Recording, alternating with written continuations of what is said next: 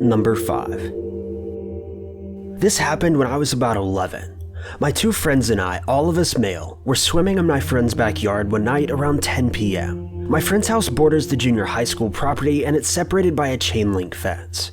Well, as we're swimming, I look over and I see a tall man dressed in black and a baseball cap, standing there like a zombie just watching us. But for some reason, I didn't get scared. I just thought it was weird. I mentioned him to my friends who both looked over and immediately started screaming their heads off and swimming away to get out of the pool. Their reaction woke me up to the reality of the situation and I almost crapped my swimsuit. We're one by one trying to use the ladder and I was in the rear, so I'm waiting and I look over for the guy and he's scrambling over the fence as fast as he can. We make it to the house and manage to slam the door and lock it just as he reaches the door. This was the back door, so it's about 80% clear glass. He's just standing there looking at us as we screamed our heads off. I then noticed that he's holding a baseball bat. We run and hide behind the living room couch. He keeps jiggling the doorknob, but luckily he never used the bat to break the glass, which would have been easy. He walks away and my friend runs and turns the security system on and calls his dad, who is out running errands. My friend's dad said he was almost home and told us to stay inside. Anyway, a few minutes go by and we start to calm down when all of a sudden the alarm goes off. I almost crapped my swimming suit for the second time, but thankfully my friend's dad got home just as this was happening. He told the operator that everything was good, grabbed his gun, and searched the property, but the guy was gone. We never saw him again. Number 4. I love a good McDonald's breakfast burrito, especially with hot sauce. I love them so much that when the drive-thru is backed up, I'll get out of my car like a peasant and go inside.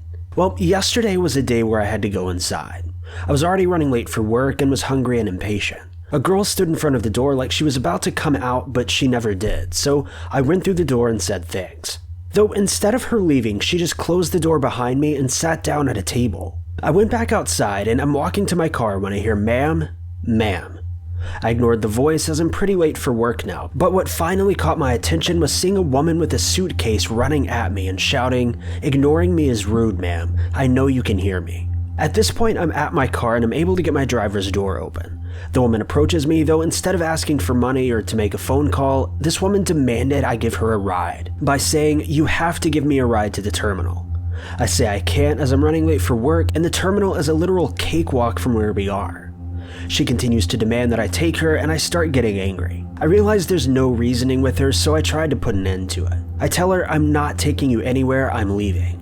I then get into my SUV and as I'm turning it on, the woman starts tugging on my passenger door handle. Once she realized she wasn't getting in, she ditched her suitcase and ran behind my SUV. She began digging through her purse and pounding on my rear glass, the whole time screaming about how awful I am. Fortunately, I was able to put the SUV in 4-wheel drive and drive over the embankment and out of there. She continued to chase me up to the sidewalk, but I eventually lost sight of her. I have no idea what she would have done if I'd let her in my car, but I'm glad I didn't have to find out. Number 3. A few years ago, I reconnected with an old acquaintance on social media. It started slow and he'd like a few things that I posted every now and then, but this grew to him liking everything I posted over the course of a few months. I took it as a subtle cue that he liked me but was too shy to make a move. It was cute but not something that I paid much attention to as we didn't really have anything in common. Though around this same time, I started to get that cliche feeling that I was being watched. Now, shifting gears for a moment, our lawnmower wasn't the best, but it got the job done. You could adjust it to the height of the grass, but somehow that mechanism broke one day while my brother was out mowing the lawn, so we ended up with some weird patches of bald grass. No big deal. But later that night, I saw a post from that old acquaintance about patterns in the grass. It seemed like a song lyric, but I couldn't think of a song that it matched up with. I, being a paranoid weirdo, got a bit freaked out. I tried to calm myself down, telling myself it meant nothing. Plus, what could I even do? A few nights later, I got that same uneasy feeling, so I went out onto our front porch to get some air. Now, our porch is large, and there's really no way to sneak up, so I felt safe. I waited, listening for anything, but I never heard a sound. I took a breath, then started verbally venting my anger toward this acquaintance, as if he were standing right there in front of me. It was oddly therapeutic. I told him that I thought he was really creepy. I told him about all the things I would do to him if he ever made the mistake of coming near me. Then I went back inside. The next day, he unfollowed me on all social media and left me alone. When I later went to his profile, he had deleted that supposed song lyric about the patterns in the grass as well. Now, maybe it was all completely coincidental. That's what I'd like to believe. Maybe he finally got sick of my ramblings, and that just happened to coincide with my speech. Or maybe he was out there in the woods, watching. Number 2. In 2010, I was living in Quincy, Massachusetts with my husband, my new baby, and a roommate. It was Saturday, so I was taking a much-needed break from the baby and went to run a few errands and have some time alone. My first stop was the local Radio Shack to get a phone accessory. After my purchase, I walked out of the Radio Shack deep in thought about my to-do list and enjoying being baby-free when a voice broke through my thought. "Excuse me, miss, can you help me please?" I blinked in confusion and looked over at the man who addressed me. My first impression was Italian grandpa. Everything about him was beige, from his khaki slacks, brown cardigan and tweed flat cap, to his sandy-colored mustache. Even the car he stood next to, a boat-sized town car, was a faded champagne. I hesitated. As a believer in the golden rule, I generally try to help out anyone whenever I can, but this time something about this situation gave me a pause.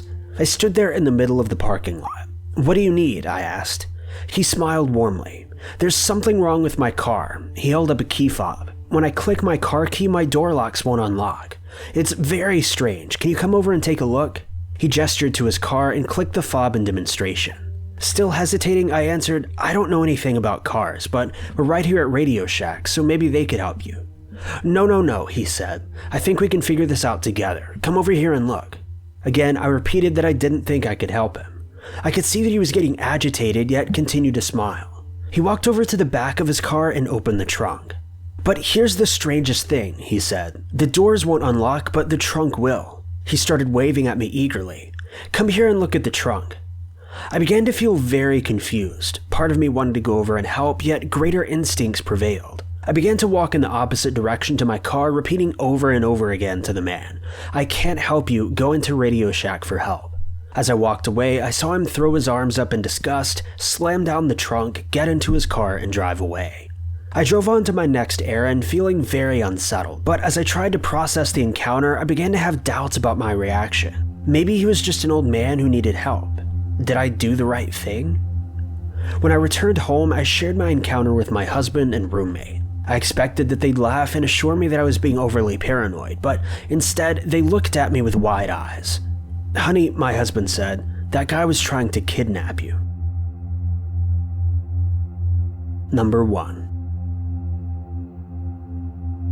I'm an employee at a local office depot. It was a typical slow Tuesday night when a customer came in needing to fax some things at around 7 p.m. He said he remembered me from the last time he was there to fax, and I said, "Probably, but I don't remember you though, but I'm bad with remembering faces." This conversation was negligible, so skip ahead to about 5 to 10 minutes later, when his confirmation page finally came in. I'm checking the man out when, without any context, he asked me, "Do you know how to get rid of a dead body?" I replied nervously, "No, well, I do watch a lot of TV," so he interrupts me. He says, "You deep freeze the body. You get a wood chipper, you back that sucker up into a river or lake, and you chip away the body. Then the little fishes eat the body away. Then you take your wood chipper to a car wash and wash it out." While saying this, he's not laughing or even cracking a smile. He just tells me this very calmly with a practical tone, as if he's giving me instructions on how to change a light bulb.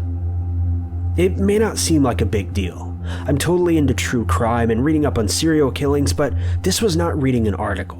This was a man with a blank stare giving me instructions on how to effectively get rid of a dead body with no context whatsoever. So, Mr. Killer Customer, let's not meet again.